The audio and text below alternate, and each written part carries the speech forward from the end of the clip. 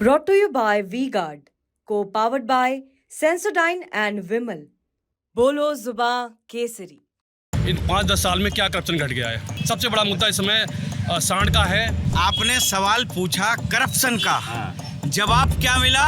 सांड का। किसानों को उनके गन्ने का पैसा तुरंत पहुंच जाता है तीसरे हफ्ते में ही। नवाबगंज है तहसील में, जहाँ मेरा गन्ना जाता है, 1 साल से ज्यादा हो गया, अभी पैसा नहीं आया गन्ने का। गौ माता जी के लिए सुरक्षित कोई स्थान नहीं बनाया ऐसा, वो बेचारी तारों में कट कट के मर रही हैं। कि जब से भाजपा आई है कब्जा मुक्त करा दी। बीजेपी ने कुछ नहीं किया, केवल जुमलेबाजी के अलावा, हिंदू मुस्लिम के अलावा कुछ नहीं किया है। जितनी भर्तियां होती थी सैफई से लिस्ट आती थी कि ये लोग लग रहे हैं, तो भैया ने बोला ये यादव नहीं है। कुछ बिके हुए यादव है, ये भाजपा में है।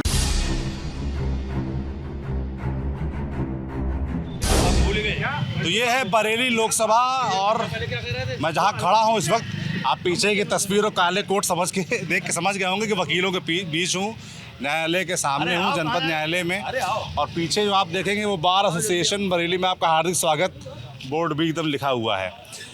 तो बरेली लोकसभा की खासियत तमाम है, मगर अगर सांसद जी की बात करें, संतोष गंगवार थे, 1989 के बाद से लगातार जीतते आ रहे थे। 2009 एकलौता अपवाद था जब वो चुनाव हारे थे, मगर इस बार बीजेपी ने उनका टिकट काटा है। नए प्रत्याशी बीजेपी की तरफ से छत्रपाल गंगवार हैं, पूर्व विधायक हैं।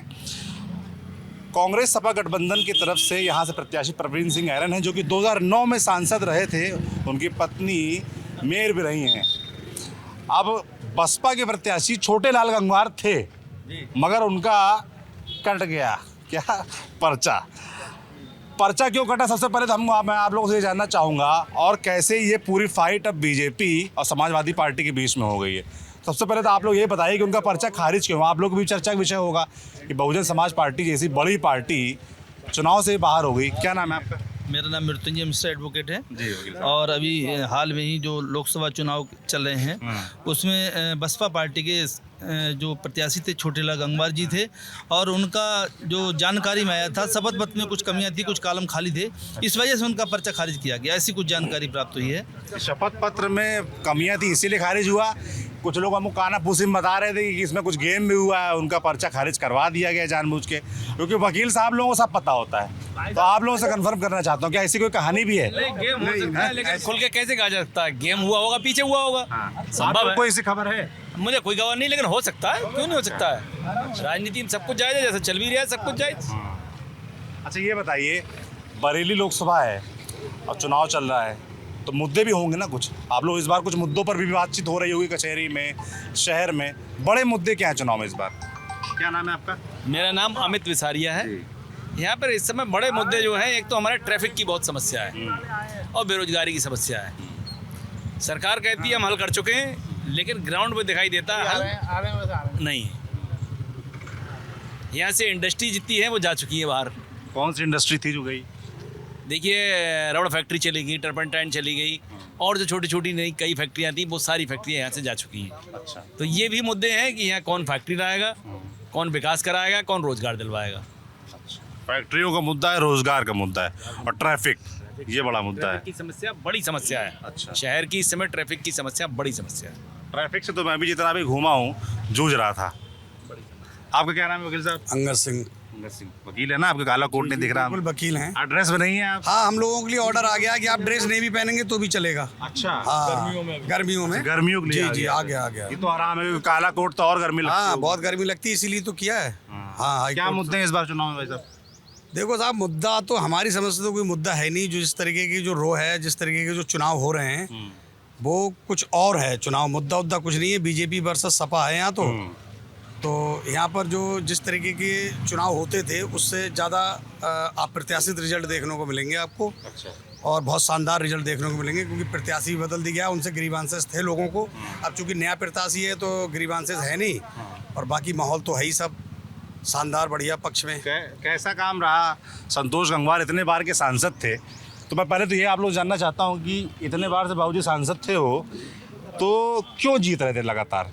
क्या खास बात थी उनकी? क्या नाम है? बरेली, मैं सुभाष जौहरी एडवोकेट हूँ जी। और मैंने बरेली वकालत 1975 से शुरू किया था। 1975 में। तो आपने तो सारे दौर देख लिए, 89 से तो ये सांसद हैं, इनके भी सारे आपने कार्यकाल देखे होंगे। कैसा काम रहा है बात इनका? ये, इनसे कोई शिकायत किसी को भी नहीं रही संतोष गंगवार जी से। अब चूंकि उनकी उम्र करीब 78 साल हो गई, 75 बताया गया। 78 साल। 78? हाँ, तो अब चूंकि 75 साल के बाद ऐसा कुछ पार्टी में तय हुआ है कि 75 साल के बाद हम उसको नहीं आगे बढ़ाएंगे जब तक कि कोई एक्सेप्शनल सरकमस्टांसेस ना हो। तो इनके साथ में कोई एक्सेप्शनल सरकमस्टांस ना देकर देखने की वजह से दूसरे आदमी को टिकट देना पड़ा, उसको टिकट दिया और वो अपनी अच्छी तरह से छत्रपाल से बहुत अच्छी तरह लड़ रहे हैं। उनसे जैसा कि हमारे लायक दोस्तों ने बताया कि उनसे कोई शिकायत ही नहीं, नए कैंडिडेट हैं इसलिए कोई शिकायत नहीं। अब दूसरी बात रह जाती है मुद्दा इलेक्शन का। इलेक्शन के मुद्दे महंगाई और बेरोजगारी के हर बार कहे जाते हैं और ये नहीं ख्याल किया जाता है कि महंगाई और बेरोजगारी 1947 के बाद 1951 का पहला चुनाव हुआ था, तब भी महंगाई बेरोजगारी चिल्लाते रहे, आज भी चिल्ला रहे, इससे पहले भी चिल्लाते रहे। मगर सवाल इस बात का है कि क्या देश आगे बढ़ा है या नहीं बढ़ा है। अगर देश आगे बढ़ा है तो मैं समझता ही हूँ उसी पार्टी को वोट देना चाहिए जो देश को आगे ले जा रहा है, चाहे वो कोई भी पार्टी हो। कौन सी पार्टी जो आपको लगता है जिसने देश आगे बढ़ाया है? क्या मैं तो इतने जो साल 75 साल जो बीते उन 75 साल में मुझे ये दिखा कि जो करप्शन था या जो और बातें थी उनमें बहुत कमी आई है।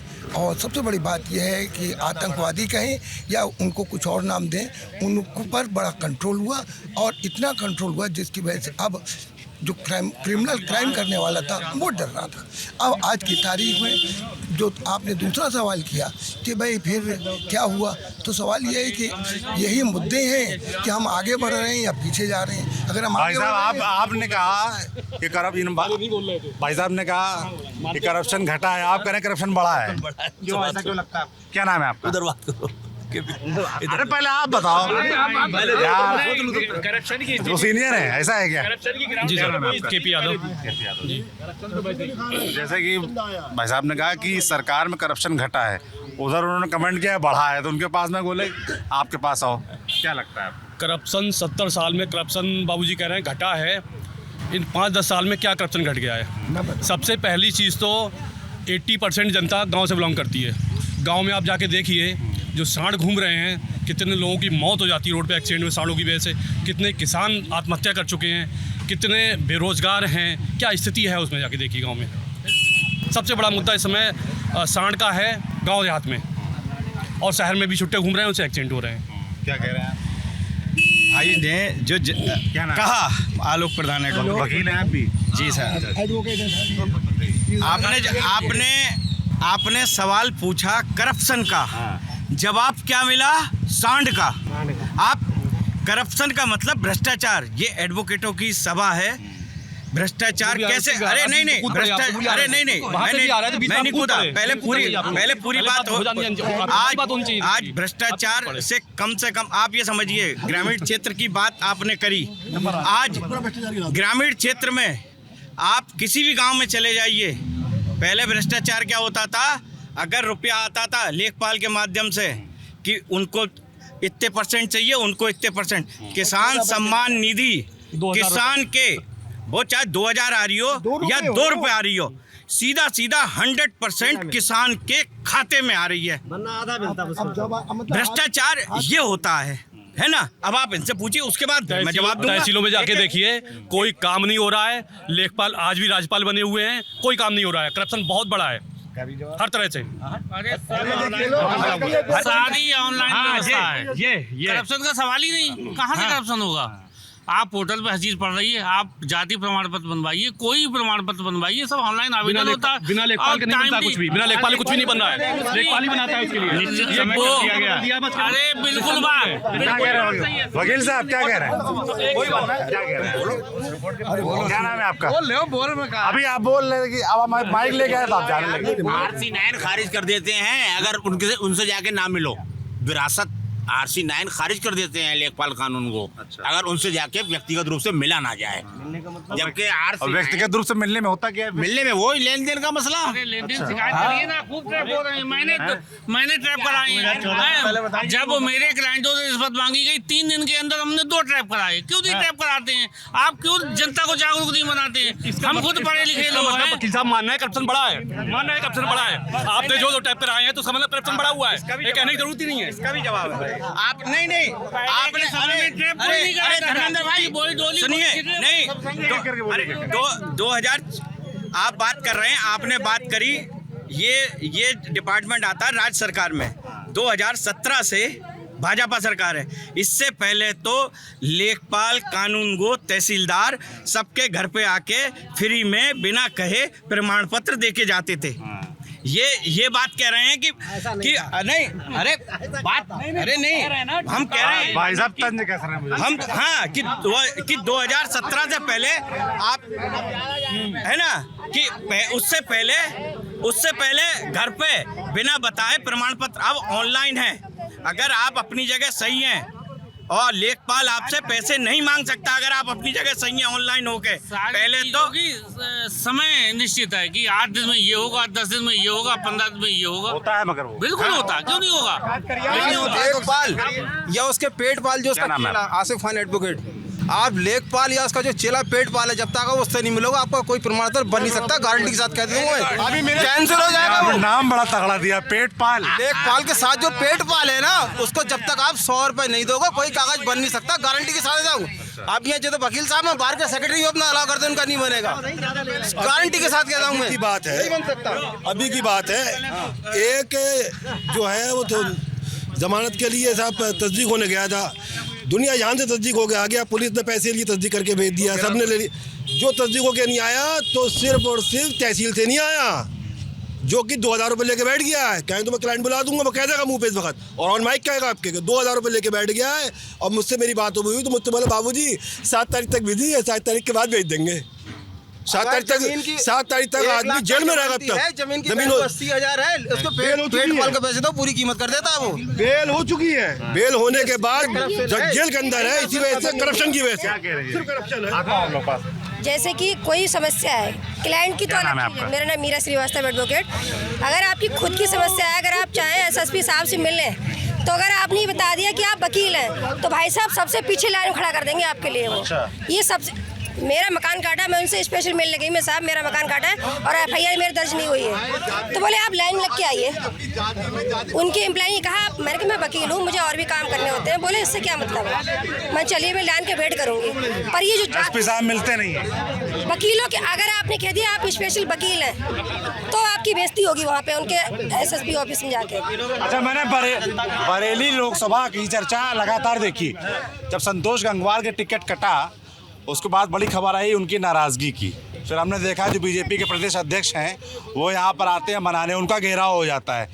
तो क्या संतोष गंगवार अभी भी नाराज़ हैं? वो क्या बीजेपी को चुनाव नहीं लड़वा रहे हैं? क्या मसला है? आगे आगे घूम रहे हैं वोट मांगते हुए बीजेपी को, कहाँ से नाराज हैं? कहीं नाराज नहीं है। ये सब जिसका लोकसभा का टिकट कटेगा, 7 बार का सांसद है, उसका टिकट कटेगा, दर्द तो होगा। बिल्कुल वो गलत बात है। ये सब वहाँ हैं, वो जा रहे हैं, घर घर जा रहे हैं, नाराज नहीं थे, कोई अपना कोई नाराजगी नहीं है और साथ जा रहे हैं, बीजेपी को चुनाव लड़ा रहे हैं। वो अंदरूनी क्या कर रहे हैं वो किसी को नहीं पता है। अंदरूनी क्या कर रहे हैं सबको पता है, लेकिन बोलने तैयार नहीं कोई। योगी जी औला आए थे है ना, तो कुमार सरफराज सिंह वो शेखुपुर में मतलब वोट मांग रहे थे इंडिया गठबंधन का, और पेपर लिख रहा है कि देखो सरफराज सिंह मंच पर थे। ये क्या है, खाली मतलब एक हवा बना रखा है। मगर जैसे कि यहाँ बीजेपी इतने सालों से लगातार जीत रही है, इसका कारण मैं समझना चाहता हूँ। कारण क्या है? कितना मशीन बिना मशीनों कुछ नहीं हो रहा है, बिना मशीनों कुछ नहीं हो रहा है। क्या मशीन में? हमारे गांव में हम आप परचेज करा रहे, हमने हमारे गांव में अरे नहीं अरे नहीं पढ़े लिखे वाली कैसी बात कर रहे हो आप? कैसी बात कर रहे हो? गाँव क्षेत्र में जाओ, बीजेपी के विधायक घूमने नहीं जा रहे, बीजेपी के विधायक नहीं घूमने जा रहे, बीजेपी के सांसद गाँव में वोट मांगने नहीं जा रहे। अभी आ रहा हूँ, उसको पहले सुन लेना। गाँव में विधायकों को आराम से आप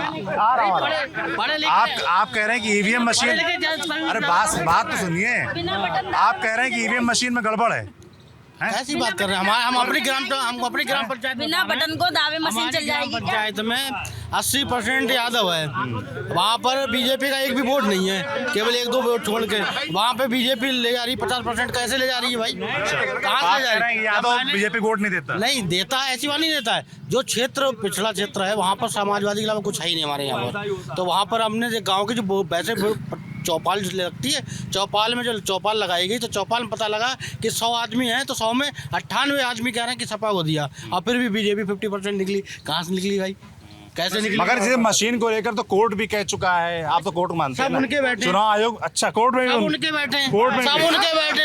अब गुजरातियों का दिमाग के आगे सारे दिमाग फेल हैं। अच्छा, गुजरातियों के दिमाग के आगे सारे दिमाग फेल हैं। अच्छा, सारे लोग भाई साहब कह रहे हैं कोर्ट के अंदर भी जस्टिस पर आरोप लगाना कतई गलत है।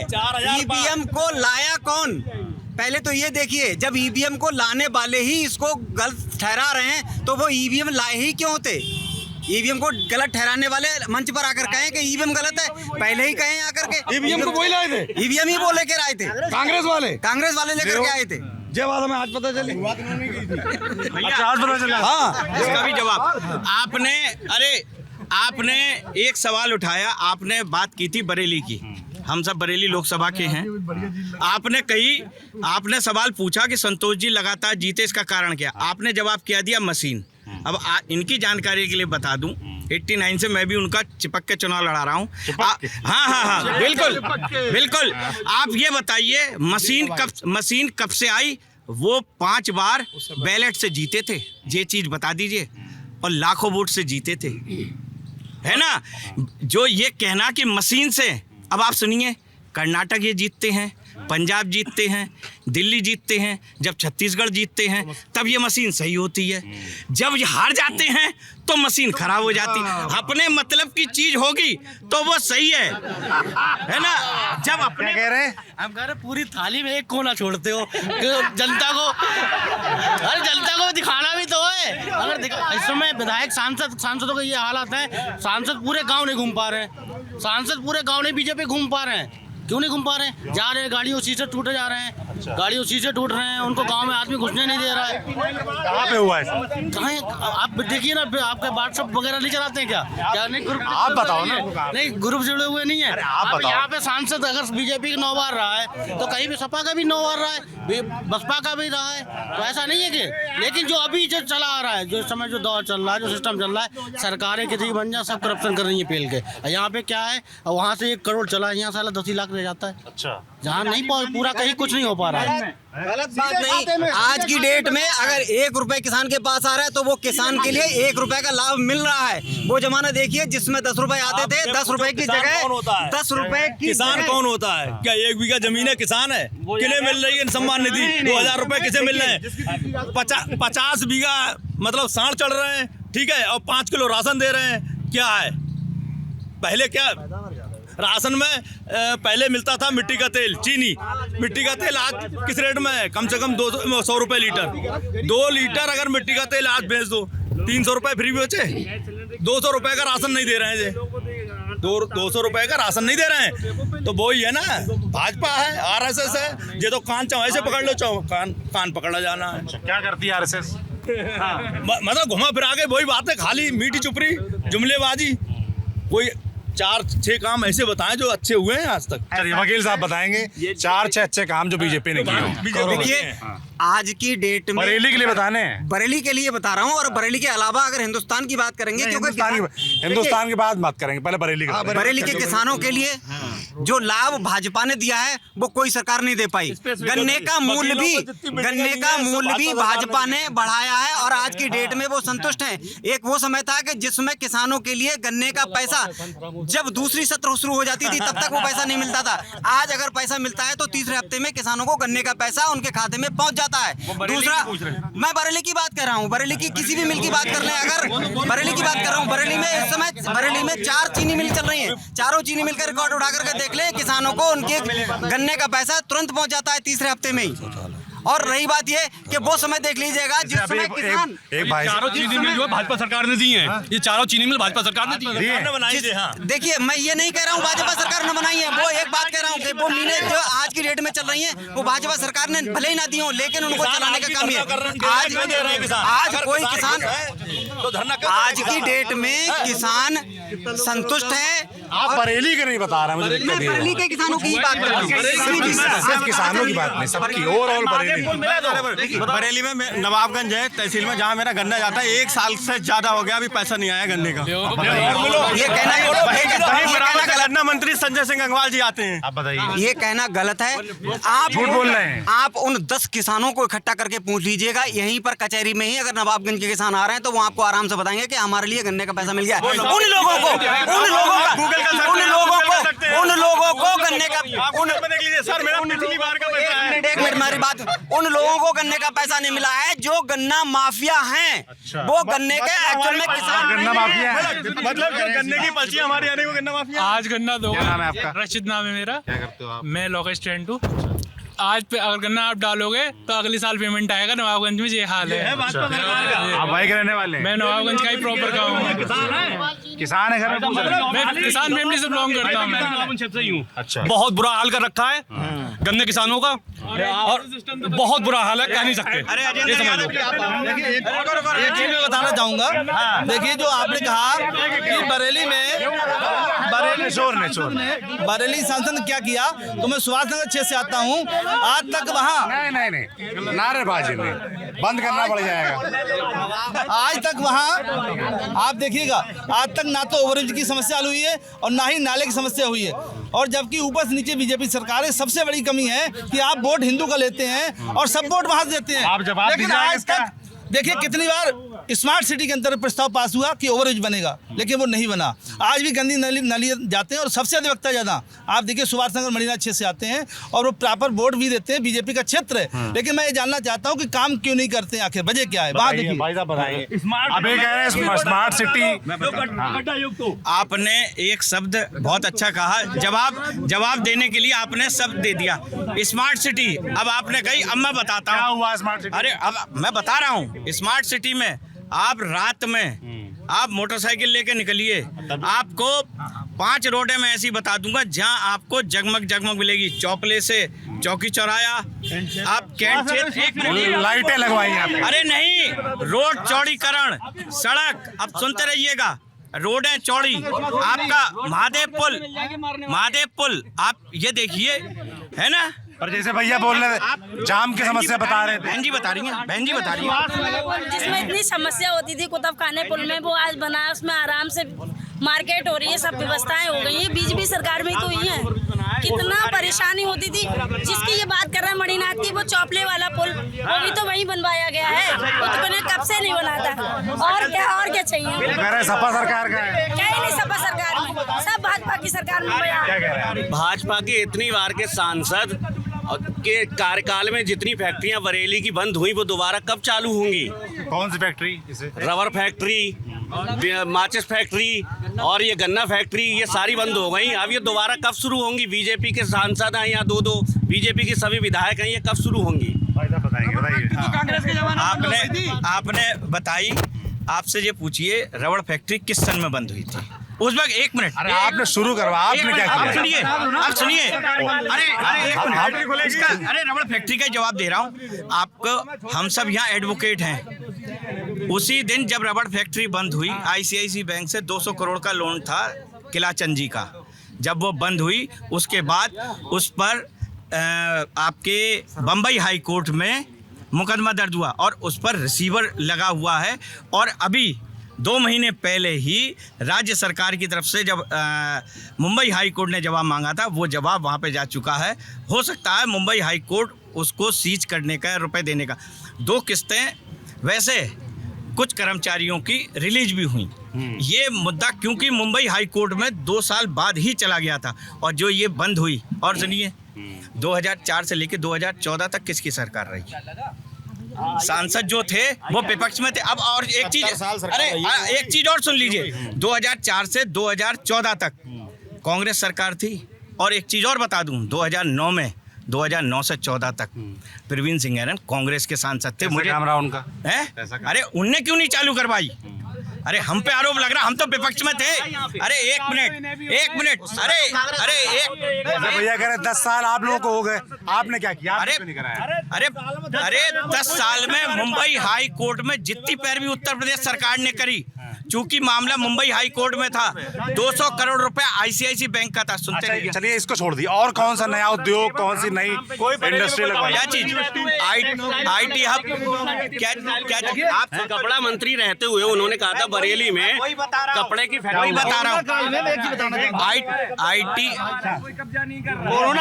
हब कोरोना काल में अरे IT हब की घोषणा हो चुकी, उसका पैसा भी रिलीज हो चुका है। कब हुआ है इस सरकार में। और सुनिए, अपना वन मंत्री का कौन सा वाला, अरे कुछ काम शुरू हुआ उस पे? क्या चीज? आप ये समझिए, झुमका चौराहे के उस तरफ जो करीब डिमार्केशन हो चुका है और लगभग 300 बीघा के आसपास जगह का डिमार्केशन होके उसका जो DPR बनती है। अब वो छोड़िए, DPR की बात आई, मेट्रो के लिए भी DPR 116 करोड़ की बरेली की बन के जा चुकी है। अब इस पे आपने जब एकदम से बात आई, हम ये जानना चाहते हैं कि हुआ क्या है, होना क्या, वो छोड़िए। तो रहा हूं। अरे आप ये समझिए, DPR बन के गई। अब ये अरे अब सुनिए एक, अरे नई जेल का निर्माण भी हुआ है बरेली के अंदर। नई जेल का निर्माण बिल्कुल हुआ है। अजेंद्र यादव जी मंडल प्रभारी भाजपा। जैसे काला धन वापस आ रहा था, कब आएगा कुछ पता नहीं है। ऐसी घोषणाएं सब हो गई, लेकिन होगा कुछ नहीं, होगा कुछ नहीं। ये सारी बातें किसान, मैं बोल रहा हूँ, किसानों को चंद्रपाल सिंह मौर्य एडवोकेट मेरा नाम है। किसानों को एक रोजगार बहुत अच्छा दिया है, जो कि दिन में काम करता है बेचारा और रात में गायों को रखाता है और सांडों को, और बेचारे बच्चे घर पे क्या कर रहे हैं पता नहीं। बहुत बढ़िया रोजगार दिया है, जो कि आम जनता को, विभाग को नहीं दे पाया आज तक, कोई सरकार नहीं दे पाई। गौ माता के लिए गौ माता भी भाई साहब जो सब लोग एक साथ बोल रहे हैं, आप लोग एक करके बोलिए, पहले इनकी बात हो रही है। गौ माता जी के लिए सुरक्षित कोई स्थान नहीं बनाया ऐसा जिससे कि उनकी सुरक्षा हो सके। वो बेचारी तारों में कट के मर रही हैं। बताओ कितना बड़ा अच्छा काम कर रही है बीजेपी। बताइए भाई साहब, मेरा नाम अजेंद्र यादव एडवोकेट है। जो ये बात कह रहे हैं गायों की बात, सबसे पहला मुद्दा गायों का था कि गायें कट रही हैं। पहले इन लोगों ने मुद्दा उठाया था समाज ने कि गायों का कटना रोका जाए। गायों का कटना रोका गया। कान्हा उपवन से लेके प्रत्येक ग्राम पंचायत पे जो है गाय गौशालाएं बनाई गई हैं, कहीं छोटी हैं कहीं बड़ी हैं। चलो आप अरे बात होने दो, हम दिखा देंगे आपको। नहीं हमारे गाँव में नहीं है, किसी के यहाँ नहीं होगी, लेकिन कान्हा उपवन बरेली के अंदर बहुत बड़ी गौशाला बनी हुई है, वहाँ संरक्षण मिल रहा है। और सुनो भाई साहब, ये लोग कुछ भी चीखते रहे, 400 पार या 500 पार की बात है, सरकार बन रही है, 5 सीटें हम जीत रहे हैं, और जो कश्मीर पाकिस्तान वो भी हमारा होगा अगली बार। और ये बिल्कुल होगा, जो अधिकृत जो कश्मीर है पाकिस्तान के, वो भी भारत के अंतर्गत होगा। और रही बात यहाँ की बात, हमारे आलमपुर जाफराबाद से आता हूँ, यहाँ कम से कम 16 गाँव यादवों के हैं। ये ज्यादा से ज्यादा 5 बूथ जीतेंगे, 14 बूथ हारेंगे, ये यादवों में हारेंगे ये। और मेरा गाँव पूरा यादवों का है, वहाँ से भी हारते हैं। हर बार 5 बार हरा चुका हूँ और फिर हरा दूंगा। वोट डालेंगे भाई साहब केवल, देख लेना। लिस्ट निकालो। पर पीओके वाली खबर कहाँ से आई? पीओके वाली खबर हमारे अपनी मुद्दा है, ये हम इसको जीतेंगे और लेंगे। जैसे 370 35 ये हटाई, राम मंदिर का निर्माण कराया, ऐसा ही कृष्ण जन्मभूमि पर मंदिर बनेगा, और जो हमारा पाकिस्तान का कश्मीर वो भी हमारा होगा। यही हमारे मुद्दे। क्या ये कृष्ण जन्मभूमि को लेकर क्या प्लान है? यही प्लान है, कॉरिडोर बनाएंगे, चौड़ीकरण करेंगे और कोर्ट से लेंगे, कोर्ट से ले लेंगे। बस यही एक मुद्दा है, मंदिर मस्जिद, बस के अलावा कुछ नहीं इनके पास। कोई बुरी बात नहीं है, सब अपने धर्म को कहते हैं, हम अपने धर्म की बात कर रहे हैं, इसमें कौन सी बुराई बात है? राम से भीख तो सभी मांगते हैं, वोट मांग रहे हैं, वो तो भीख मांग रहे हैं। और ये बात करते हैं गैस की, जैसे 5 किलो आटा क्यों देते हैं? गैस की कीमत 1100 रुपये थी, अब इन लोगों ने चुनाव के चक्कर में 200 रुपये कम कर दिए, उसकी कीमत लगा लो 200 रुपये कम, इसलिए इन्हें करे हैं कि चुनाव के लिए। और लेकिन अरे नहीं, 1500 हो जाएगा। और जो बात कह रहे हैं किसानों की, किसान जो 50 बीघा 40 बीघा जमीन जोत रहे हैं, उनको किस बात की सब्सिडी? जो 30 बीघा से जो गरीब किसान है उनके लिए 2000 रुपए की सब्सिडी है। और जो भी महिलाएं गरीब हैं उनके लिए 2 सिलेंडर मुफ्त हैं, उनके लिए राशन मुफ्त है। आदमी के लिए क्या चाहिए? रोटी, कपड़ा, मकान। गरीबों को हम मकान दे रहे हैं, और क्या चाहिए आदमी के लिए? 5 किलो राशन चाहिए और 2000 बिल्कुल राशन चाहिए, 5 किलो और 2000 रुपए चाहिए। बस आदमी जो पैसे लेते थे, हम फ्री दे रहे हैं। आप पैसे मैं एक बात कहूंगा, हमारे गांव में कुर्सियां बेचने आते हैं, हमारे हम साइकिल पर रख के, उसके बाद पता क्या करते हैं? वो 400 रुपए मांगते हैं, कुर्सी 400 रुपए 150-200 में बेच के चले जाते हैं, वही हाल इनका होगा।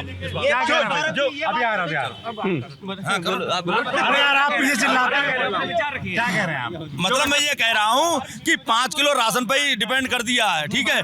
5 किलो राशन दे रहे हैं और 50 बीघा जो है गेहूं साढ़ चढ़ रहे हैं, है ना। हराम खाऊ बना दिया है पब्लिक के लिए। जो एनपी का कट्टा था, परिवार की सीटें बचेंगी। अगर ये परिवार की सीटें बचा लें तो बहुत बड़ी बात है। भाई साहब, लोगों के परिवार साथ में नहीं है, लोगों के परिवार साथ में नहीं है। जो 6-7 सीटें हैं इनकी, जो परिवार जहां माननीय अखिलेश जी और डिम्पल यादव जी और धर्मेंद्र यादव जी, अजीत जी, ये जो लड़ रहे हैं, अगर इनकी सीटें भी बच जाएं तो ये बहुत बड़ी बात होगी, बहुत बड़ी बात है। मेरा नाम सचिन सिंह है। मैं यहीं बरेली बार एसोसिएशन में यहाँ प्रैक्टिस करता हूँ। सब लोग अपना अपना मुद्दा लेके आते हैं। किसी को महंगाई दिख रही है, किसी को ये दिख रहा है रोजगार नहीं मिल रहा है। पहला मुद्दा है, आपको एक बात बताते हैं कि जब से भाजपा आई है कब्जा मुक्त करा दी, नहीं तो ये पता ही नहीं चलता था कि ये श्याम सिंह का प्लॉट है और राम सिंह बनाए बैठे होते थे। दूसरी बात, जहाँ कह रहे हैं मोटा बाजरा, अरे भाई अपने दिल में, हृदय में थोड़ी सी जगह रखो ना। मोटा बाजरा काहे ले रहे हो? आप सब्सिडी भी नहीं छोड़ना चाहते, हर चीज़ आपको चाहिए और जो मिल रहा है तो वो आप उसके लिए दरकिनार कर रहे हो। अरे आप नहीं, आपकी क्षमता है कि आप किसी चीज़ को ना लें। आप इस लायक हैं कि आपको नहीं आवश्यकता है, मगर आप उसे छोड़ सकते हैं ना, और किसी का भी भला हो सकता है। दीन दुखियों में रह गई बात ये मुद्दा उठाते हैं। देखिए, ये मुद्दा उठाते हैं किस बात का? इन्हें क्या चाहिए? ये आज वर्तमान में है, विपक्ष में है। हम तो कहते हैं अगर आप इतने ही काबिल हो तो विपक्ष में रह के अपनी बात को तो रखो। आप क्या बांट रहे हो? आटा और डाटा, 2 चीजों की घोषणा कर दी कि हम आटा और डाटा फ्री कर देंगे। अरे भाई नहीं कर रहे हो, नकल हमारी कर रहे हो। जब अखिलेश यादव मुख्यमंत्री थे तब उन्होंने लैपटॉप बांटे, तब इन्होंने क्या कहा जो आज कह रहे हैं, और अब जो है हमारी नकल अब मोबाइल दे रहे हैं। वो मोबाइल ऐसे दे रहे हैं कि उंगली मारो उंगली पार हो जाती है, लेकिन मोबाइल नहीं हिलता है, ठीक है। और सुनो, अधिवक्ता साथियों के लिए जितना समाजवादी पार्टी ने किया, किसी ने नहीं किया। ये चैम्बर जो देख रहे हैं, जो बिल्डिंगें देख रहे हैं, समाजवादी पार्टी की देन है। पहले माननीय मुलायम सिंह यादव जी मुख्यमंत्री थे तब बिल्डिंग बनी। बची कुची बिल्डिंग माननीय अखिलेश यादव जी मुख्यमंत्री बने तब उन्होंने बनवाई। बरेली ने क्या किया? बरेली क्या, सबका पूरे उत्तर प्रदेश को किया है, तो सब तहसीलें सब। और सुनो, सामतगंज का पुल, बरेली के जितने भी पुल हैं सब समाजवादी पार्टी की देन है। खाली झंडा बस दिखाया और कुछ नहीं इसके अलावा। केवल फीता काटे केवल, बकाया सब समाजवादी पार्टी, जितने ओवर ब्रिज है समाजवादी पार्टी की देन है। बीजेपी ने क्या किया? बीजेपी ने कुछ नहीं किया, केवल जुमलेबाजी के अलावा, हिंदू मुस्लिम के अलावा कुछ नहीं किया है। भैया कह रहे हैं आप लोग हिंदू मुस्लिम करते काम नहीं करते। जितनी भी भर्तियां होती थी, सुनिए तो, एक मिनट, ये कह रहे हैं कि आप लोग हिंदू मुस्लिम करते काम नहीं करते। काम के जितने ये पुल बने किसने बनाया, जरा कोई बताइए। लाल फाटक सब जी ने बनवाया है। ये कहने से क्या होता है? अब सुनो, जितनी भर्तियां होती थी, एक मिनट, जितनी भर्तियां होती थी सैफई से लिस्ट आती थी कि ये लोग लग रहे हैं। हमारी बरेली मंडल में, मेरे अपने ब्लॉक आलमपुर जाफराबाद में कम से कम 10 यादव इस बार पुलिस में लगे हैं। सुन लो एक मिनट, कहीं से पेपर लीक, अब गुजरात से लिस्ट आ रही है। हमने सस्पेंड किया। अगर पेपर लीक हुआ, सस्पेंड किया। हम तो पेपर लीक होने के बाद मानते भी नहीं थे। और जो पेपर एक मिनट सब लोग सुनो, सबको रुक जाइए, रुकिए तो। आपने कहा पेपर लीक हुआ क्यों? पेपर लीक, पेपर अधिकारियों को सस्पेंड किया गया, उनके खिलाफ कार्रवाई हुई। अरे हुआ क्यों? आप कोई पार्टी का, अरे मुझे सवाल तो पूछने दीजिए भैया। आपने कहा कि पेपर लीक हुआ जी, और आप लॉ एंड ऑर्डर का खूब दावा करते हैं जी उत्तर प्रदेश में, है ना। आप कहते हैं लॉ एंड ऑर्डर सुधार दिया। मुझे गांव में लड़के मिलते हैं, वो कहते हैं कि लॉ एंड ऑर्डर अगर इतना ही ठीक है तो पेपर लीक हुआ क्यों? सरकार का क्या काम है? सरकार का काम है कि कोई भी गलत काम करेगा उसके लिए सजा दी जाएगी। गलत काम को रोकना भी है, बिल्कुल है। तो अगर पहली बात तो कोई गलत काम हुआ, अगर हुआ तो उसको हमने तुरंत सबको सस्पेंड किया, पेपर को नष्ट कर दिया। हमने भर्ती नहीं कराई, हम दोबारा पेपर कराएंगे, सबको फिर से भर्ती कराएंगे।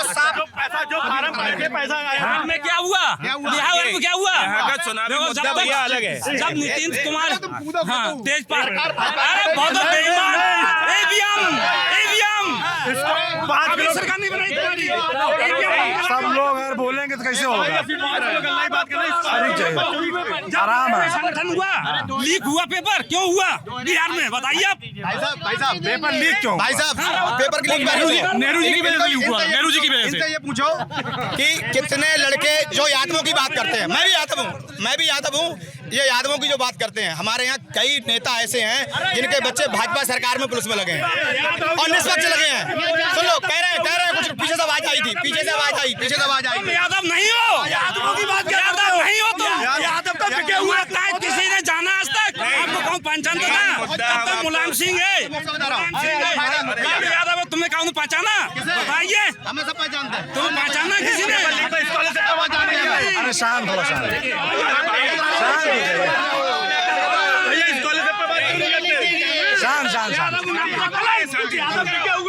रुक जाइए, आप शांत हो। ये एक बार साथ में उनके अर्धांगिनी की वोट नहीं साथ में, भाजपा कुछ लोग यादव ऐसे भी हैं केवल सिंगल वोट डालते हैं। हम भाजपा ही हैं, पत्नी का वोट नहीं साथ में। आप कह रहे हैं कि यादव हैं तो वो बीजेपी को वोट नहीं देंगे? बिल्कुल नहीं, कोई वोट नहीं दे रहा है, कोई वोट नहीं दे रहा है। और अगर कोई दे भी रहा है तो उसकी पत्नी साथ में नहीं है, केवल सिंगल वोट जा रहा है। मैं ये कहूँगा बिल्कुल, तो फिर लोग ये भी कहेंगे जातिवाद है, फिर लोग जातिवाद की बात नहीं, जो पार्टी अच्छी उसके लिए खड़े हैं। हम इंडिया गठबंधन के साथ में, इंडिया गठबंधन के साथ में है। हम पार्टी बात क्या कर रहे हैं? हम ना हम पार्टी की बात कर रहे हैं ना जाति की बात कर रहे हैं। हम इंडिया गठबंधन के साथ में हैं, उसके साथ हैं। जैसे इन्होंने कहा कि ये यादव हैं और ये बीजेपी को वोट देते तो भैया ने बोला ये यादव नहीं है। ये क्या मतलब हुआ? यादव में कुछ बिके हुए यादव है जो भाजपा में है, कहीं ना कहीं अपना खुद चुनाव जितना भी है ये दिशा विहीन है, देश के उन्नति के विहीन है। आप कह रहे हो कि 5 किलो दे दें, कोई कह रहा है 50 किलो दे दें। किसी भी पब्लिक को कुछ नहीं चाहिए। आपको अगर करना है, चाहे बीजेपी हो, चाहे पूर्व की गवर्नमेंट रही, चाहे आने वाली जो भी हो, हम तो सिर्फ इतनी बात जानते हैं कि आपने जो GST लगा रखी है बेमतलब की, किस पे? किताबों पर। अगर आप शिक्षा और चिकित्सा 2 चीज़ों को आप फ्री कर दीजिए, बाकी सारी चीज़ों पे 100 गुना बढ़ा दीजिए, कोई पब्लिक को फर्क नहीं पड़ता। चिकित्सा जब सही होगी, फ्री होगी, तो पब्लिक अपने आप स्वस्थ होगी, और जब वो स्वस्थ होगी, चिकित्सा और आपकी कहा था शिक्षा फ्री होगी, तो वो पढ़ लिख के अपने आप ही इतना कमा लेगा, जो कि विदेशों में वहाँ हर चीज़ फ्री है। आपने 28% किताबों पे लगा दिया। हम आप सभी अधिवक्ता खड़े हुए हैं, आपके भी बच्चे हैं। सरकारी स्कूल की तो स्थिति आप जान रहे हो कैसी है। बाहर अगर हम पढ़ा रहे हैं तो 28% GST किताबों पे दे रहे हैं। आपने अन्न पे लगा दिया। अन्न पे साहब आज तक कभी किसी गवर्नमेंट ने लगाया है? क्यों लगा रहे? आपको अगर अच्छा काम करना है, मैं किसी के खिलाफ नहीं जा रहा, आपको अगर अच्छा काम करना है तो 2 चीज़ें खाते फ्री कर दीजिए, पब्लिक अपने आप सारी चीज़ें कर लेगी। आप उसी चीज़ पे जो एक जड़ है, जो वो पौधा है कि जिसको हम बीज बना रहे हैं, और उसी पे आप शुरू से ही खाद पानी गलत लगाएंगे तो वो तो ख़राब होगा ही। आपने चिकित्सा पे आप कर दीजिए फ्री, आदमी स्वस्थ रहेगा। एजुकेशन पे ख़त्म कर दीजिए, आप क्या कहते हैं, फ्री पढ़ाई कीजिए, हर आदमी अपने आप मस्त लेगा और टैक्स ज़्यादा देगा। लेकिन जब आप उसकी सारी चीज़ें कमाई व्यक्ति की इसी पे चूस लेते हो, तो फिर वो आगे जाके करप्शन नहीं करेगा और क्या करेगा? बिल्कुल करेगा, और करना चाहिए। जब मैं अपने बच्चे को पढ़ा रहा हूँ, गाड़ी कमाई करके, आप तो आराम से बहुत बढ़िया क्लड में घूम रहे हैं, हम लोग सब काले कपड़ों में घूम रहे हैं। पैसा कैसे पैदा कर रहे हैं? सारा पैसा तो हम इसी में दे रहे हैं, तो फिर आगे जाके हम क्या उसके लिए नींव बना के देंगे? वो करेगा करप्शन, सही करेगा। आप चिकित्सा और शिक्षा को फ्री कीजिए, बाकी और किसी चीज़ की जरूरत ही नहीं है, हर आदमी अपने आप गेन कर लेगा। चिकित्सा और शिक्षा बिल्कुल होनी चाहिए। हमारा ये कहना है, दोनों फ्री है। भाई साहब, चिकित्सा शिक्षा फ्री है ना, चिकित्सा शिक्षा फ्री है। कहीं आप किसी भी अस्पताल में जाइए, आप देखिए प्राइवेट में मत जाइए ना, आप गवर्नमेंट में पढ़ाइए। इतना बढ़िया स्कूल बन गया, कायाकल्प के तहत स्कूल भी बन गए, आयुष्मान बढ़ गया, शिक्षा और बीएड की बात करिए। बीएड की कितनी सीटें हैं? बीएड में 51,200 रुपए फीस है। पहले ओबीसी की स्कॉलरशिप आती थी, कितने बच्चों की स्कॉलरशिप आई है? बीएड में कितने बच्चों की? बीटीसी में 41,000 फीस है, कितने बच्चों की स्कॉलरशिप आई है? एससी ओबीसी की बता रहे हैं कि बीटीसी की 40,000 फीस है, बीएड की 52,000 फीस है। भैया पेड सीट पे जाओगे ना, आप अगर काबिल हो, एक मिनट सुनो, आप अगर काबिल हो तो धड़ल्ले से आप निकालो ना, गवर्नमेंट में जाओ बीटीसी करने, बीएड करने। आप प्राइवेट में चाकू रहे हो, आप प्राइवेट में जानबूझ के चाकू रहे हो, काबिल है नहीं आप। अच्छा दूसरी बात, आज से पहले तो सब डीएम है, 10 साल 5 साल पहले सब डीएम है और कलेक्टर है, और आज से पहले जो माल मिलता था भाई, कोटा के बेचता था पहले से। गल्ला में पढ़ाई नहीं करे। आप चाहते हैं कि आगे आने वाली पीढ़ी, आपका कहना सही है, आप चाहते हैं आगे आने वाली पीढ़ी ना डीएम बने ना कलेक्टर बने, सिर्फ क्या है, चाट बेचे, पढ़े लिखे हैं ना, सिर्फ 5 किलो में कहा था आपका कहना है 5 किलो गल्ला में आप चाहते हैं आज तक 400 पार के बारे में आपने भी कभी पूछा? गवर्नमेंट तो 275 पे बन जाएगी, 272 हम 275 कह रहे हैं, 300 पे बन जाएगी। पिछली एक मिनट आपके लिए 303 दे दी थी। अब एक बात बताइए, आज तक आपके चैनल के माध्यम से मैं समस्त मीडिया वालों से भी पूछना चाह रहा हूँ, कोड कर रहा हूँ कि 400 पार का अर्थ क्या है? क्यों चाहिए 400 पार? आप क्या करना चाहते हो? 400 पार क्या करोगे? भैया बताएंगे साहब, ये मकसद ये है RSS का संविधान लागू करना। 400 पार जाएंगे, 400 पार जाएंगे तो RSS का संविधान इस देश पे लागू करेंगे। बाबा भीमराव अम्बेडकर का संविधान को ध्वस्त करेंगे। क्या होगा? उसे मिटाएंगे। क्या होगा उसमें? उसे भारतीय संविधान जो बाबा साहब भीमराव अम्बेडकर ने समस्त भारत में जो संविधान इस समय लागू है और उसकी बुनियादी जड़ें मजबूत हैं हर तरह से, इन्हें कहाँ खोखला नजर आ रहा है, फिर भी ये संविधान को ध्वस्त करके मिटा करके ये RSS का संविधान लागू करना चाहते हैं। वह नहीं होगा जो मनुवादी। मेरा नाम मुक्तेश सिंह है और ये जो संविधान कह रहा है कि बदल दिया जाएगा, सब खत्म हो जाएगा, आज तक 102 संशोधन, भाई साहब 102 संशोधन संविधान में आज तक हुए, जिसमें 80 संशोधन कांग्रेस द्वारा किए और आज तक किसी सरकार ने प्रस्तावना, अरे एक मिनट, संविधान की प्रस्तावना जैसे बाबा साहब भीमराव अम्बेडकर ने कहा था इसकी आत्मा है, उसमें संशोधन पहली बार कांग्रेस सरकार ने इमरजेंसी में किया और जितने संशोधन करे इमरजेंसी के दौरान उसमें एक भी बार संसद के दौरान कभी बहस हुई नहीं। और प्रस्तावना में 2 शब्द जोड़े गए, एक समाजवाद और दूसरा शब्द जोड़ा गया सेकुलर। ये लिए गए कहाँ से? जो समाजवाद की जो अवधारणा ली गई वो रूस से ली गई। दुनिया में समाजवाद दुनिया में खत्म हो गया, कहीं नहीं है आज की तारीख में। जो सोशलिज्म की बात करते हैं, चाइना, रशिया, चेकोस्लोवाकिया, लीबिया, सब जगह खत्म हो गया, लेकिन यहाँ पे समाजवाद, हमें भारत की बात करनी है। समाजवाद होना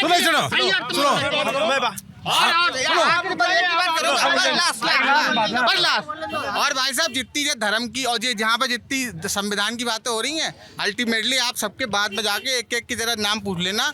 मैं किसी के, सब मेरे साथी हैं, सारा भाई साहब सारा वोट पड़ता है बिरादरी के नाम पर, कोई मतलब नहीं है, ये सब फर्जी बात है। धर्म के नाम पे बांट रहे हैं। अरे धर्म के नाम पे सोचो, धर्म के नाम पे सही, धर्म के नाम पे क्या जब मायावती और लीडर वहाँ स्टेज पर खड़े हो गए कहते थे कि हमें फलाने धर्म का वोट चाहिए, नहीं चाहिए, हाँ सब लोग इकट्ठे हो जाओ, आज ये कह रहे तो कौन सी पूरी गलत काम कर रहे हैं बताओ हमें। नारा था तिलक तराजू हो तलवार के मारो जूते चार। अच्छा, मायावती जी का नारा था और मायावती जी कहती है उनका नारा नहीं है। आप कहने दो।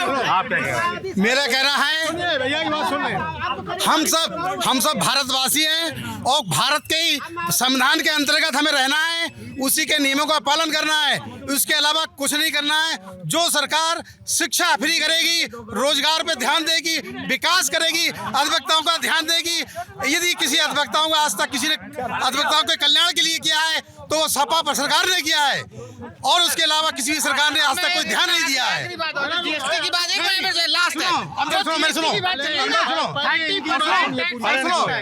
हालांकि मैं यादव नहीं हूँ, फिर भी मैं मुलायम सिंह यादव के इस बात का सम्मान करता हूँ, उन अधिवक्ताओं के सम्मान के लिए हर जगह निवास बिल्डिंग बनवाई है यहाँ पर, बैठने वाले चैम्बरों में बैठे हुए हैं। चुनाव, अब चुनाव चल रहा है यहाँ पर, आखिरी मेरा आप लोगों को सवाल है, सेकेंड लास्ट, कि जीत कौन रहा है इस बार? इस बार इंडिया गठबंधन आगे चल रहा है। रवि नारायण जी जीत रहे हो, क्यों ऐसा लगता है आपको? 100% थोड़ा समझाइए, समीकरण क्या है, कैसे जीत रहे हैं? समीकरण ये है कि जीतेंगे क्योंकि इसमें सभी तो क्या हो गया, अरे मोदी के नाम में सब जीत रहे हैं, मोदी के नाम पे जीत रहे हैं सब लोग। कैसे जीत रहे हैं? अरे जनता के सबके दिल पे यही है, यही नाम है सबके दिल पे। इनको निकल जाने दीजिए भाई, ज्यादा कम अब कहाँ ले जाएंगे मगर ये? वही रहेगा। भक्तगिरी छोड़ दो ज्यादा, तो चमचागिरी भी छोड़ो। अरे ये चमचागिरी नहीं है, चमचागिरी बहुत बड़ी पड़ेगी। कौन है चमचा वाला? हम आए, सब पे भी पड़ता है। चलो बाहर आ जाओ, बाहर। क्या कह रहे हैं आप? हमें अब मुझे हमें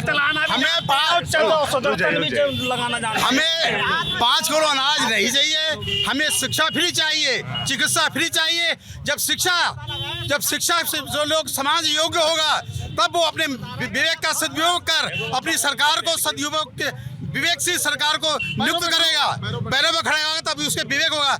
जब शिक्षा ही उसकी नहीं होगी तब वो अंधविश्वास होगा, अंधभक्त बनेगा। अंधभक्त से बचने के लिए भी शिक्षा जरूरी है जो निःशुल्क होनी चाहिए। तो शिक्षा के लिए इतने कॉलेज खुले हैं, और चिकित्सा के लिए आयुष्मान कार्ड सबके लिए बने हुए हैं। अरे कितने वकीलों को मिले हैं बताइए? कितने वकीलों को मिले? कितने वकीलों आपस में ना करें, एक वकील को आपस में एक भी वकील को आयुष्मान कार्ड मिला हो तो बता दें। अच्छा, वकीलों को सारी से उससे दूर रखा गया। देखो भैया, आपस में कोई बहसबाजी नहीं है। हम तो इतना जानते हैं सरकार, हम तो इतना जानते हैं कि अगर अध्यापकताओं के लिए अगर किसी ने सुना है तो सिर्फ माननीय स्वर्गीय श्री मुलायम सिंह यादव ने सुना है, और उन्हीं के दिए हुए चैम्बरों में हम लोग बैठ के आज रोटी चल रही है हमारी। और जितने भी जो आयुष्मान कार्ड और फलाना कार्ड रिफाका कार्ड की ये तो बाजें बजा रहे हैं, एक भी अधिवक्ता, हाँ ये सब जुमलेबाजी है। दूसरी बात ये है, अधिवक्ता के हित के बारे में कोई सरकार सोच ही नहीं रही है। बस मुलायम सिंह के अलावा किसी ने नहीं सोचा। माननीय अखिलेश यादव बरेली में क्या इस बार हो रहा है, कौन जीत रहा है? बरेली में हमारे यहाँ गठबंधन इंडिया गठबंधन जीत रही है, और पूरा मंडल में बरेली मंडल पर लंबे समय से लगातार तो बीजेपी जीत रही है, आप इस बार कैसे जीत जाएंगी? नहीं, बीजेपी जीत रही है भाई। बीजेपी तभी तो भाई संतोष जी जीत रहे थे ना, बीजेपी थोड़ा जीत रही थी भाई। संतोष जी को अगर टिकट देते तो शायद कुछ और हो जाता रिजल्ट, लेकिन इस बार रिजल्ट पब्लिक ने देख लिया। अच्छा, छत्रपाल गंगवार जो है भाई कहा विधायकी की सीट नहीं बचा, उन्हें अपनी विधायकी की सीट नहीं बचा मिल रही है। हर बार असल में है छत्रपाल जी पे पुराने एलिगेशन भी हैं। उनके भतीजे की वजह से उनकी विधानसभा उनसे हारी गई, वो हार गए। तो बहुत सी बातें हैं, अब देखते हैं 4 जून को पता लग जाएगा।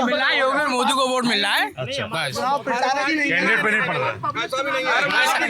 इस बार नहीं, ऐसा नहीं है। इस बार जनता प्रत्याशी चुन रही है इस बार।